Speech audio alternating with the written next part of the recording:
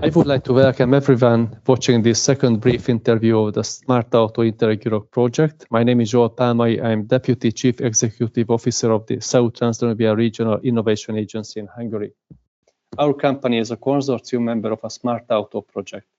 The agency recently organized the second inter-regional policy learning event of the project in Zalaegerszeg, Hungary, on 25 and 26 March 2026.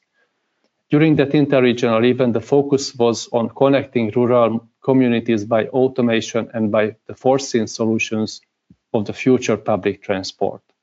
Today I have with us Zoltán PUSZTAI, PhD, Assistant Professor of the University of Győr, Hungary. In Zalaegerszeg, he was presenting the roadmap of Kaposvár city towards autonomous electric public transport. As the topic had high relevance to the solutions of future public transport, I thought it would worth examining that in more detail. Therefore, I have chosen it to be introduced again for wider target audiences of the Smartauto project. So here comes my questions. To start with, what is your organization's competence in connecting rural communities by automation and shaping the future of public transport? First of all, thank you very much for the introduction, Zsolt, and the invitation to taking part in this video. I would like to also welcome everybody, and to discuss this first question, let me first share my screen, and maybe that would be better. Just a small feedback for me. Can you see my screen? Yes, it's visible. Thank you. Yeah. Okay. So regarding to your questions and our involvement in this project, I am representing the University of Széchenyi István from Győr. Our university has been very close to vehicle and automotive researches. We are very international. We have a lot of students from all around the world, and we are beside all the different subjects, we are very STEM focused. And also in the university there is a research center, which I am also the part of it as a research fellow, the research center of vehicle industry, where we are working mainly with autonomous and electric vehicles. So, and this research center is basically spreading around a wide range of knowledge, especially if we are talking about autonomous vehicle, if we are looking from the sensing, perception, planning, control, and actuations. All the fields are included in our research areas. We are doing practical demonstrations, and we have, as I mentioned, a wide system-wise knowledge of autonomous vehicle, and basically that's how we get involved in this first in this feasibility study a couple of years ago, connected to Kaposvár, and it also shows the really strong competence in the field of automated and connected vehicles. Just a couple of highlights of our vehicle fleet. We have a lot of research-oriented vehicles. Of course, they are not for public transportations. They are for research and development purposes. We just would like to showcase our diversity in the range of the vehicles, from the very small to the very big ones.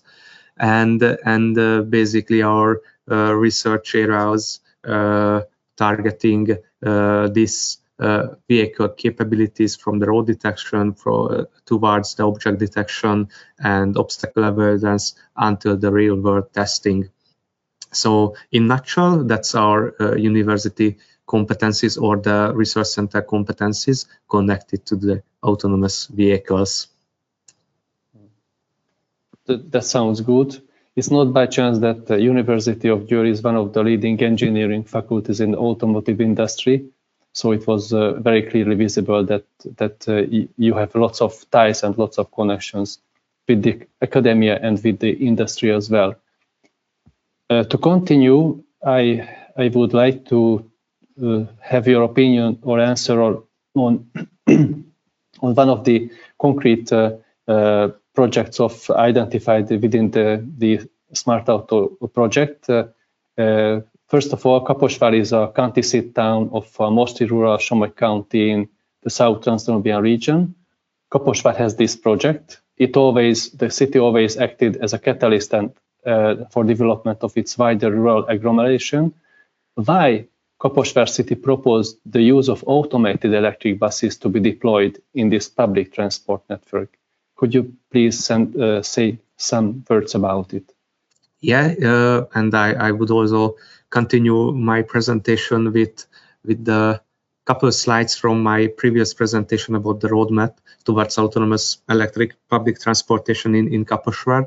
In this presentation, I touched all the important fields connecting to this. Now I just would like to highlight a couple of the main content from this presentation. So we as a university, we getting connected to Kaposvár as an external partner, as we are we have more expertise in autonomous vehicles than a usual electricity or a city transportation company. So it was, I think, a really practical choice to involve a university to discuss the possibilities and make a roadmap how can this kind of vehicles implemented to the city size of Kaposvár, which is I would say not a small city, but not among the biggest one in Hungary. So I would say it's a very good target for implementation,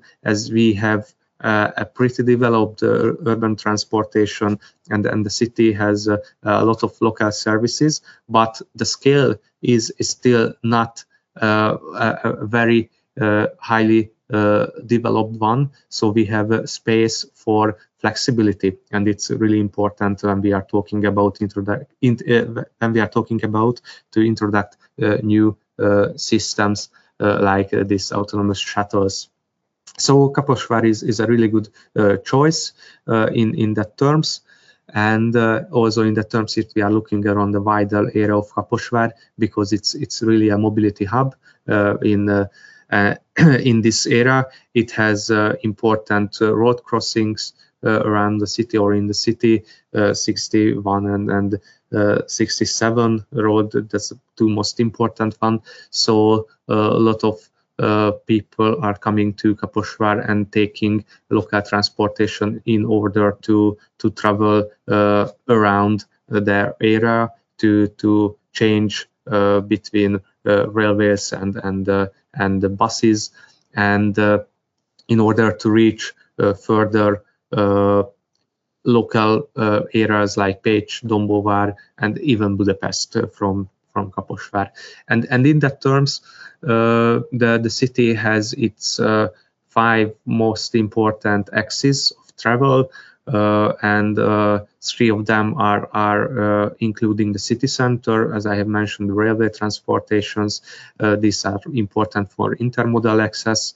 The city center and the residential suburban districts are important for commuting, even schools or workplaces or daily services.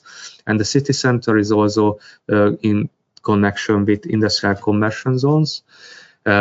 And the mentioned 2 main roads are also in the vital flow of Kaposvár transportation because of the regional accessibility and the local mobility hub between Nagykanizsa and Dunaújváros makes Kaposvár a really good choice. How can this kind of transportation be more developed and more ready for the 21st century? So, and one key takeaway from all of this is this autonomous bus concept is should not be understood just a local service. It should be understood as a vital part of the mobility structure within the known the wider urban and regional mobility structure as well.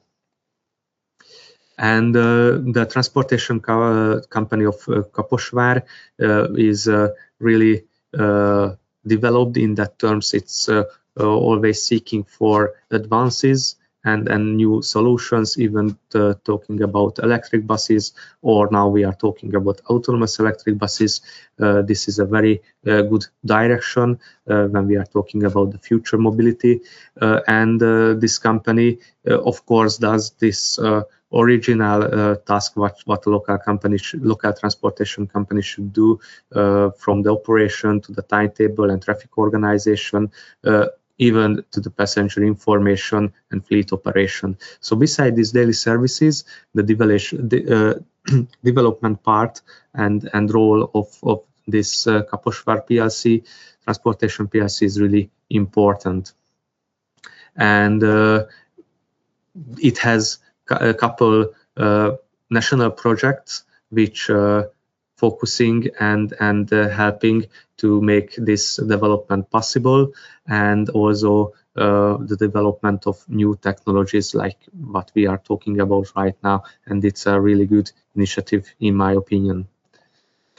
Yeah, just a couple more thoughts about Kaposvár Transportation PLC. The demand for development is coming from, I would say, mainly from the route analysis and what is done within the company, that they find some routes where these new technologies can be employed and really could make some extra for the inhabitants of Kaposvár. And I think it's also a very good way to approach this problem. Yeah, and basically the most important slide about Kaposvár, why autonomous electric buses. It has pretty much of why it's a good solution. Of course, I am a researcher. I can see it from a research perspective, a very good way to implement university researches and have data. Research data from real implementation, but as we see the most understandable goals of the modernization or zero emission until the more efficient operation, we can see pretty much reason why it's a good initiative to have autonomous buses implemented in this region.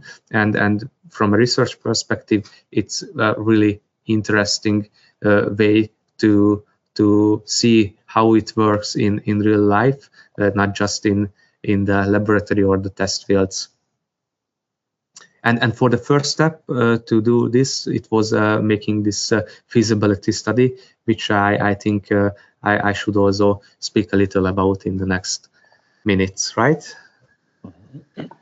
Thank you. We as inhabitants from this region know that Kaposvár has formally initiated lots of green public transport, like natural gas-based complete fleet public transport in the city. And now they are moving towards, as you said, to the electric buses. And the question is that when deploying the new automated electric buses, what previous use cases the city followed? At the same time, could you please tell about the details of the Kaposvár automated mobility project as well? Yes, the mobility project, which the first step is the feasibility study, as we have been touching this earlier before. And basically this is a pretty much and technological heavy task to implement a new public transportation technology into an existing one, and we have to be really careful when we are looking at the way of implementation. And in terms to have this a systemical review what other cities in the world, around the world or in Europe has done so far, and have some experience deducted from that examples. So basically we have created these 4 pillars to the feasibility study when we are looking at the technological side, the infrastructural side, the legal framework, and the social acceptance of these vehicles. And basically, if we are including all of these 4 pillars during the implementation, we can have a fully vital working system at the end of the day. So from the technological point of view, which I am mainly coming from, the autonomous driving systems are constantly developing, and this feasibility study was done a couple of years ago. The technology has developed a lot since then. Also, the safety-related solutions are more advanced right now. The infrastructural side, it's really what the city is focused on, because the city gives the infrastructure for its public transportation. Very important to analyze the road network conditions, analyzing also the signaling systems and the road markings.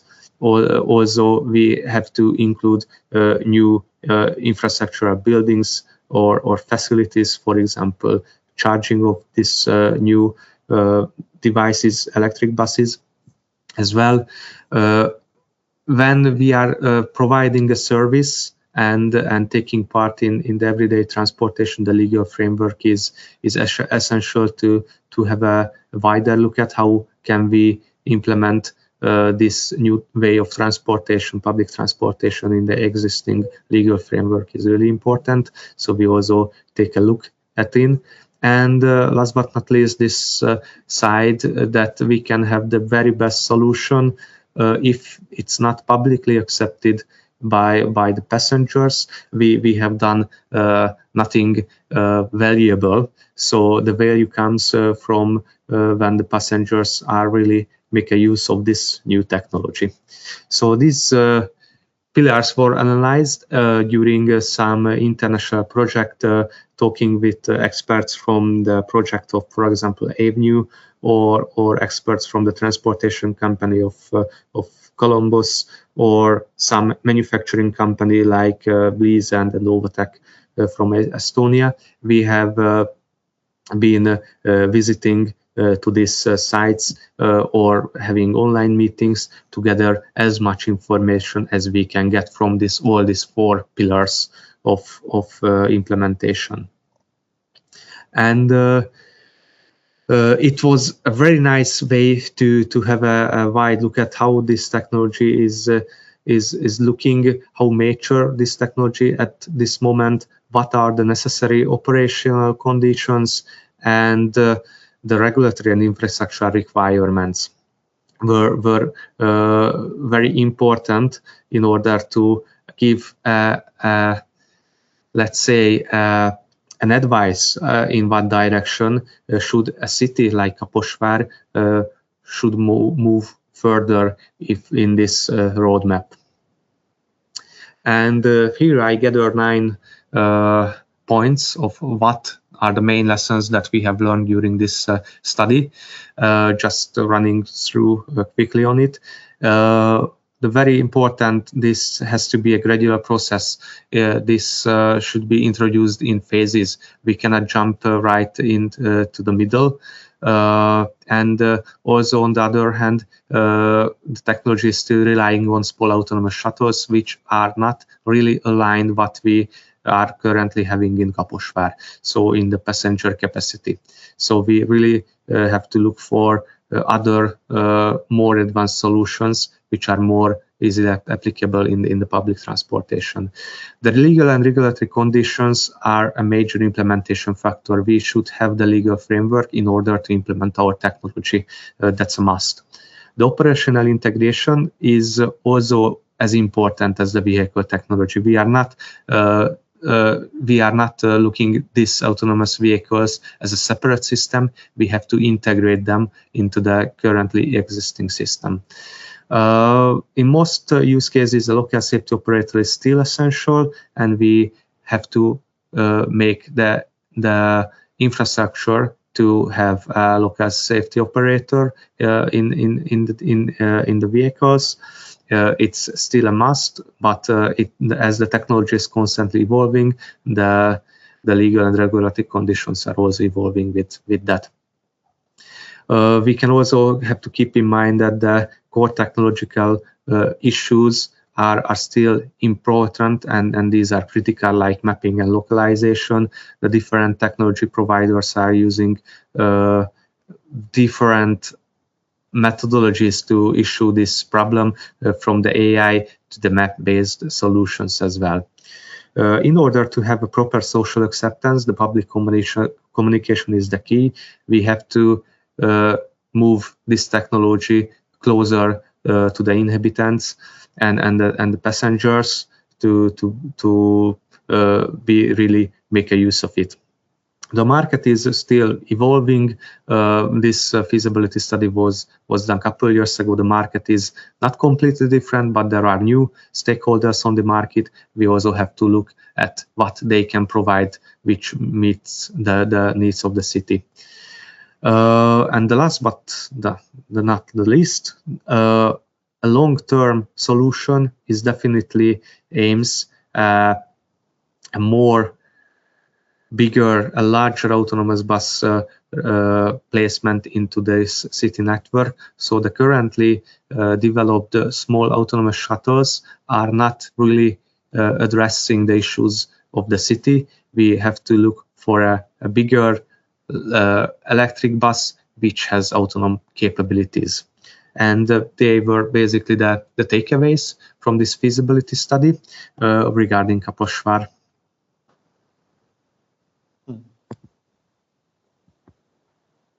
Thank you very much.